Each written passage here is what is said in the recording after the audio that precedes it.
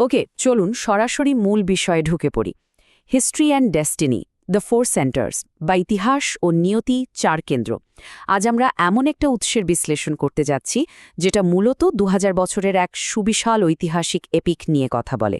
আমরা দেখব কিভাবে চারটা ভৌগোলিক কেন্দ্রবিন্দু পৃথিবীর নিয়তি নির্ধারণ করছে। আচ্ছা, এখানে একটা বিষয় পরিষ্কার করে রাখি, আমরা কিন্তু কোনো পক্ষ নিচ্ছি না, ঠিক আছে? আমরা শুধু নিরপেক্ষভাবে দেখব মূল উৎসে আসলে কি বলা হয়েছে। তো চলুন শুরু করা যাক। এখন মনে একটা প্রশ্ন আসতে পারে, জেরুজালেম, মক্কা, মদিনা আর খোরাসান, এই চারটা জায়গার মধ্যে আসলে কমন বা সাধারণ মিলটা কোথায়? ওয়েল, সোর্স অনুযায়ী এগুলো শুধু ম্যাপের কিছু শহর নয়, এগুলো হলো পৃথিবীর অতীত এবং ভবিষ্যতের একদম টার্নিং পয়েন্ট। আর এই পুরো আখ্যানের আল্টিমেট হার্ট বা একদম কেন্দ্রবিন্দু হিসেবে দেখানো হয়েছে জেরুজালেমকে। মানে বুঝতে পারছেন তো, বিশ্বের সবচেয়ে বড় ঘটনাগুলো এই একটা জায়গাকে ঘিরেই ঘুরপাক খাবে। চলুন একটু পেছনের দিকে যাই, দেখি এই ভিত্তিটা আসলে কিভাবে তৈরি হলো। এই ভৌগোলিক গুরুত্বের শুরুটা কোথায়? উৎসের বর্ণনা মতে এর একদম শেকড়ে রয়েছে হজরত ইব্রাহিম আলাইহিসসালামের বংশধারার একটা সুস্পষ্ট বিভাজন। উনার এক ছেলে ইসমাইল আলাইহিসসালাম মক্কায় বসতি স্থাপন করেন, আর এখান থেকেই মূলত হজরত মুহাম্মদ সাল্লাল্লাহু আলাইহি ওয়াসাল্লামের বংশধারাটা এসেছে। অন্যদিকে উনার আরেক ছেলে ইসহাক আলাইহিসসাল্লাম বসতি গড়েন জেরুজালেম বা শামে, যেখান থেকে বনু ইসরায়েলের উদ্ভব। এই যে বংশগত একটা বিভাজন, এটাই কিন্তু মক্কা আর জেরুজালেমের মধ্যে একটা ঐতিহাসিক কানেকশন বা মেল বন্ধন তৈরি করে দিয়েছে। এরপর উৎসটি এমন একটা বিষয়ে সামনে আনে যেটা আসলেই খুব ইন্টারেস্টিং। বনু ইসরায়েল আর ইয়াহুদ, এই দুটো টার্ম কি একই? অনেকেই হয়তো ভাবেন দুটো সেম, কিন্তু উৎস বলছে একেবারেই না। বনু ইসরায়েল বলতে মূলত হজরত ইয়াকুব আলাইসাল্লামের সেই বংশধরদের বোঝানো হয়েছে যারা ছিল একদম অনুগত, যারা তৎকালীন সময়ে আল্লাহর নির্দেশ পুরোপুরি মেনে চলত। কিন্তু যখন তারা পথভ্রষ্ট হল আর হজরত ঈসা আলাইসাল্লামকে অস্বীকার করল, ঠিক তখন তাদের পরিচয়ে এই পরিবর্তনটা আসে, তারা ইয়াহুদ হিসাবে পরিচিতি পায়। তার মানে এই যে পরিচয়টা, এটা পুরোপুরি স্পিরিচুয়াল ওবিডিয়েন্স বা আধ্যাত্মিক আনুগত্যের উপর বেস করে তৈরি। তো এরপর আসা যাক ইতিহাসের প্রথম বড় অবাধ্যতার ঘটনায়। সোর্সের বর্ণনা অনুযায়ী হজরত মুসা আলাইহিসসালাম যখন জেরুজালেমের শক্তিশালী আমালেকা সম্প্রদায়ের বিরুদ্ধে একটা বড় যুদ্ধের নির্দেশ দেন, তখন ওনার অনুসারীরা কি করল জানেন?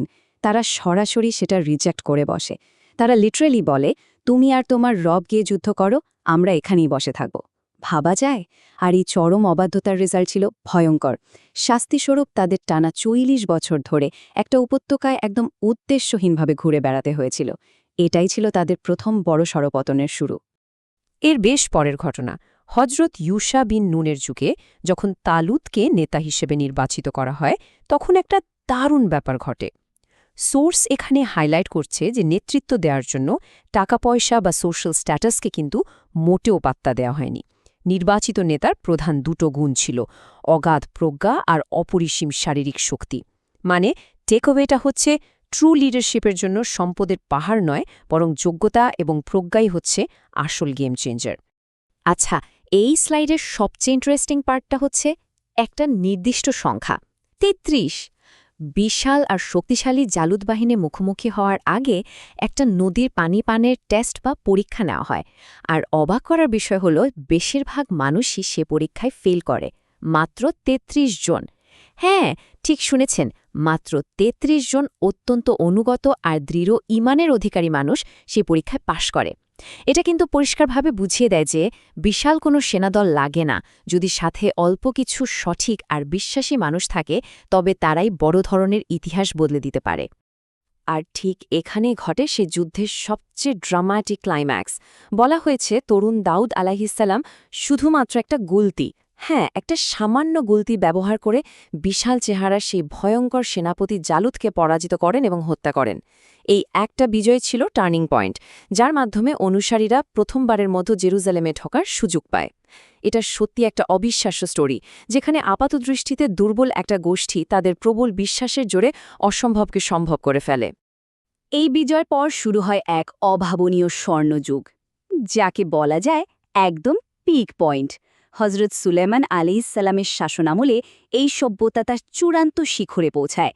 সোর্স থেকে জানা যায় তিনি জেরুজালেম থেকে বসে পুরো দুনিয়া শাসন করতেন। বাতাসের ওপর উনার কন্ট্রোল ছিল, জিনেরা ওনার আদেশে সমুদ্রের গভীর থেকে রত্ন তুলে আনত, আর তাদের দিয়েই পবিত্র বাইতুল মাকদিস নির্মাণ করা হয়েছিল।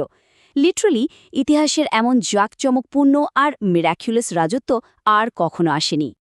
কিন্তু এই স্বর্ণযুগ খুব বেশি দিন টেকেনি।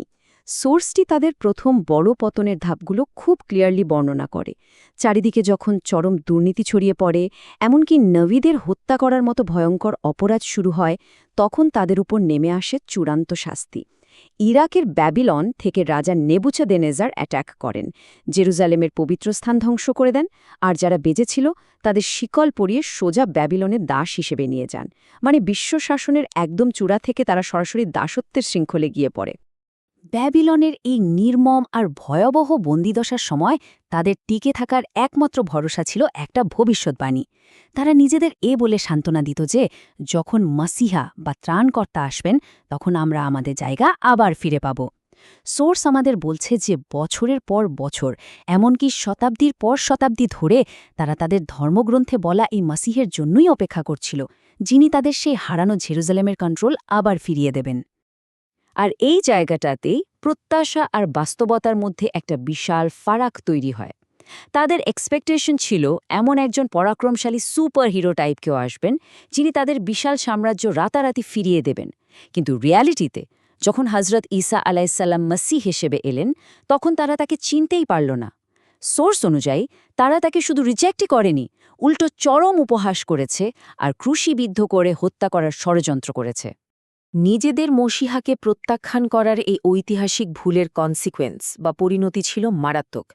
৭০ খ্রিস্টাব্দের দিকে রোমান সাম্রাজ্য সেখানে এক বিশাল আক্রমণ চালায়, আর এই রোমান বাহিনী জেরুসালেমকে দ্বিতীয়বারের মতো একেবারে ধুলোয় মিশিয়ে দেয়, ধ্বংস করে দেয়। সেখানকার মানুষদের আবারও হত্যা আর দাসত্বের দিকে ঠেলে দেওয়া হয়। সোর্স খুব স্পষ্টভাবে বলছে এই দ্বিতীয় পতনটা ছিল মূলত তাদের নবীকে অস্বীকার করারই একটা ডিরেক্ট ঐতিহাসিক পরিণতি। তবে একটু দাঁড়ান, গল্প কিন্তু এখানেই শেষ নয়। এখান থেকেই বরং আখ্যানটা পৃথিবীর একদম অন্তিম পরিণতির দিকে মোড় নেয়। সোর্সটি খুব জোরালোভাবে দাবি করে যে হজরত ঈসা আলাইহিসসালামকে আসলে হত্যা করা যায়নি, বরং তাকে নিরাপদে উঠিয়ে নেওয়া হয়েছে। কারণটা কি? কারণ প্রকৃত মসিহের কাজ এখনও শেষ হয়নি। তিনি ভবিষ্যতে আবার ফিরে আসবেন সেই মিথ্যে মসিহ বা দাজ্জালকে একদম চূড়ান্তভাবে পরাজিত করার জন্য।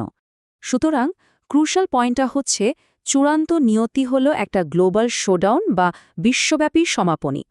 উৎসের বিবরণ অনুযায়ী বিশ্ব ইতিহাসের একদম শেষ পর্যায়ে জেরুজালেম আবার মুসলিমদের নিয়ন্ত্রণে আসবে। ইমাম মাহাদি এবং হজরত ঈসা আলাইহিসসালাম মিলে জেরুজালেম থেকে পুরো বিশ্ব শাসন করবেন আর দাজ্জালকে চূড়ান্তভাবে পরাজিত করবেন। আর ঠিক এভাবেই জেরুজালেম, মক্কা, মদিনা আর খোরাসানের সে হাজার বছরের পুরনো ঐতিহাসিক চক্রটা পূর্ণ হবে।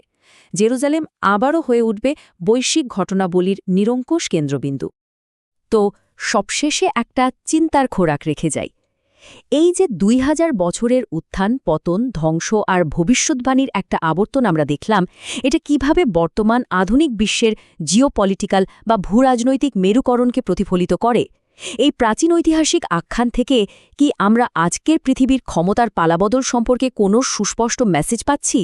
বিষয়টা একটু ভেবে দেখবেন।